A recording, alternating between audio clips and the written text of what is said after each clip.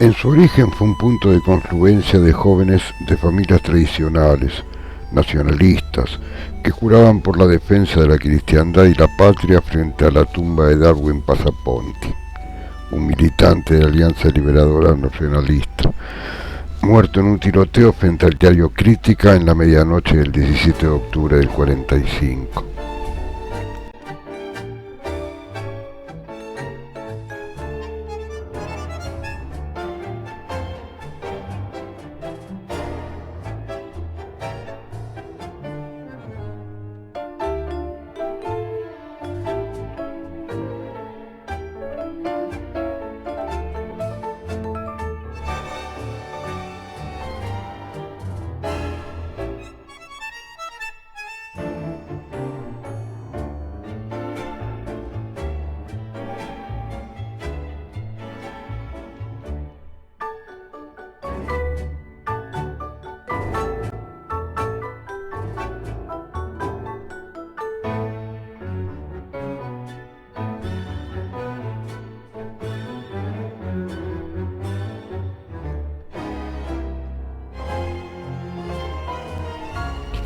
Escurro Uriburu, acá sonriente, tenía lazo de sangre con José Félix Uriburu, el general que encabezó el primer golpe militar de la Argentina.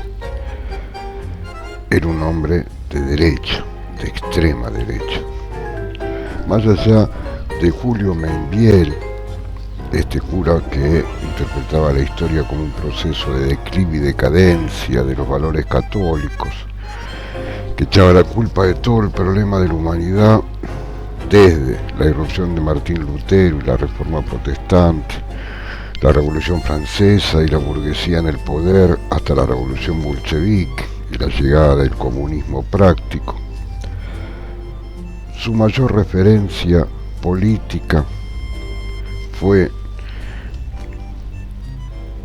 el español José Antonio Primo de Rivera, que a la sazón fue el creador del fascismo español.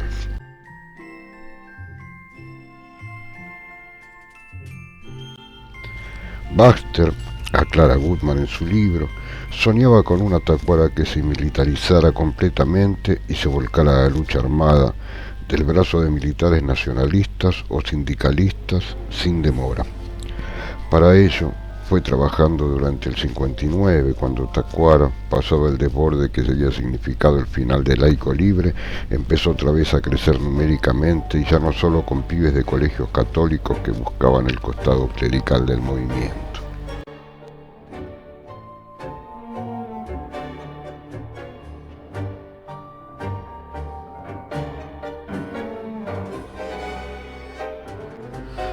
Además de participar en la lucha del laico libre, los tacuaras participaron también en la toma del frigorífico Lisandro de la Torre.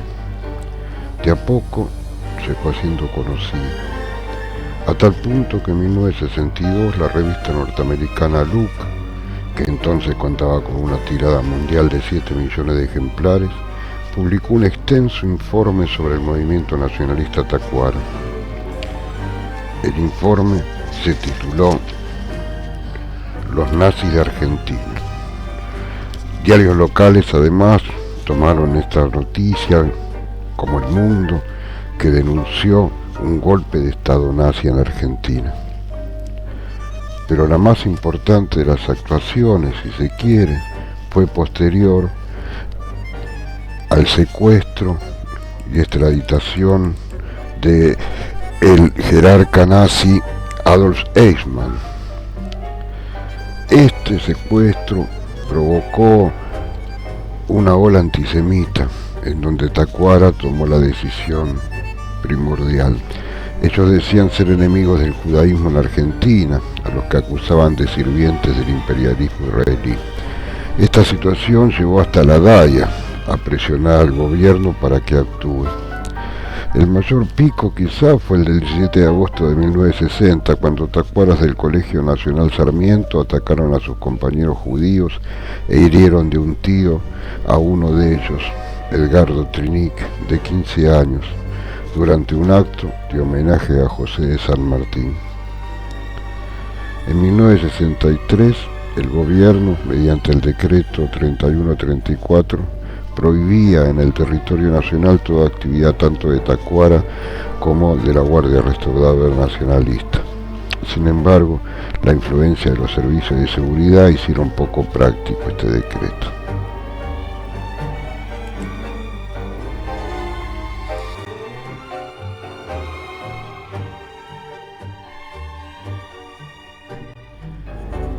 Sin embargo, la trilogía Dios, Patria, Familia resultó ser un universo demasiado hermético, difícil de acomodar en la praxis del conflicto gremial y la tensión política.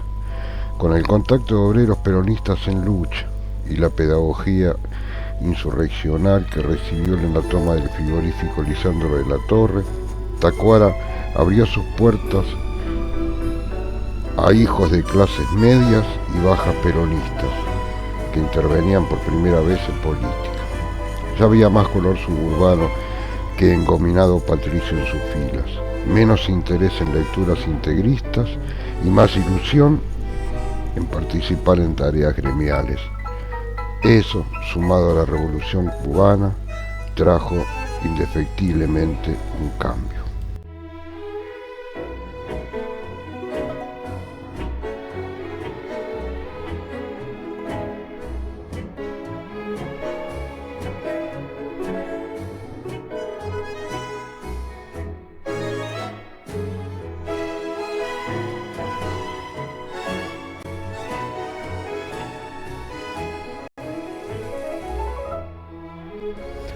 Ezcurra mantuvo su estructura tradicional del movimiento Tacuara.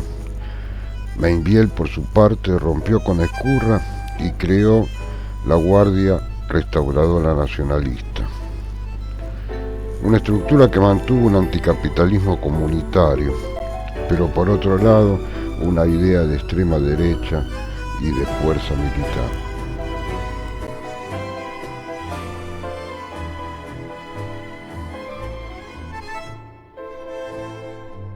Poco más tarde, otro grupo, liderado por Dardo Cabo, se separó de Tacuara para formar el movimiento Nueva Argentina, que luchaba por el regreso de Perón a la Argentina.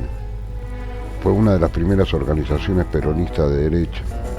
El lanzamiento oficial del nuevo grupo ocurrió el 9 de junio del 61, en conmemoración del levantamiento del general Juan José Valle 5 años antes.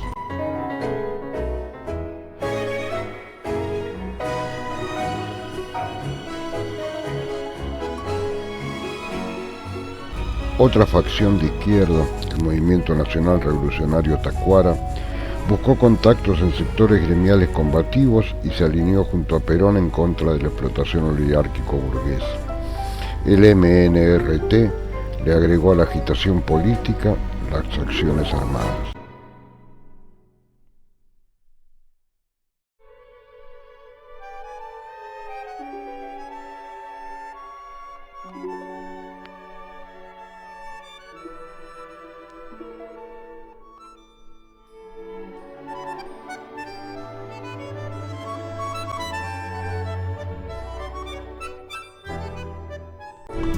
El 28 de septiembre de 1966, Dardo Cabo, un activo militante peronista, junto con la periodista María Cristina Berrier y otros 16 jóvenes, en su mayoría miembros del movimiento Nueva Argentina, tomaron un avión de aerolíneas que se dirigía a Ushuaia y lo desviaron hacia las Islas Malvinas para provocar un acto de reafirmación soberana, al que denominaron Operativo Cóndor.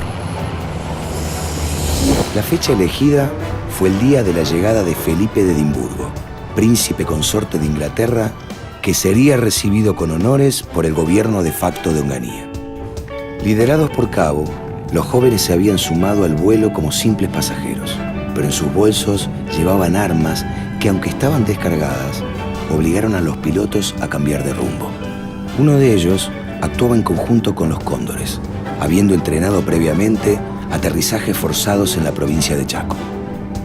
Entre los 43 pasajeros, por una simple casualidad, viajaba el almirante Guzmán, gobernador en ejercicio de Tierra del Fuego, que ostentaba el cargo de gobernador de las Islas Malvinas. En esa época, las islas no contaban con un aeropuerto, por lo que el piloto realizó un riesgoso aterrizaje en una rudimentaria pista de carreras cuatreras cerca de Puerto Stanley, al que los cóndores rebautizaron como Puerto Rivero, en honor al gaucho que resistió la ocupación británica en 1833. Luego desplegaron 7 banderas argentinas y emitieron un comunicado. El operativo Cóndor pone sus pies en las Islas Malvinas para plantar el pabellón nacional en territorio argentino, comprometiéndose a defender la enseña azul y blanca hasta sus últimas consecuencias.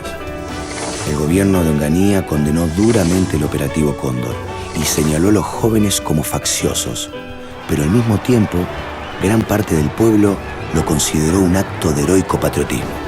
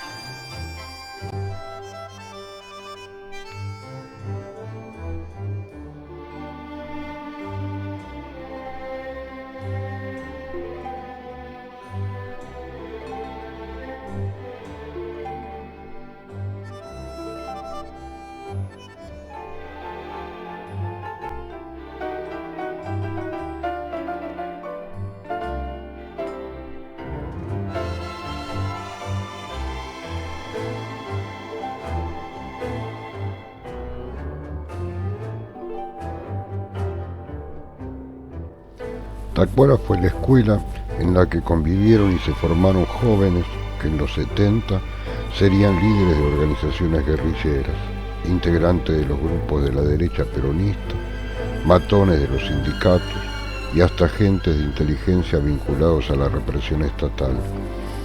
Ese tránsito es un claro testimonio de que la agrupación fue un fenómeno mucho más complejo de lo que a simple vista podía parecer.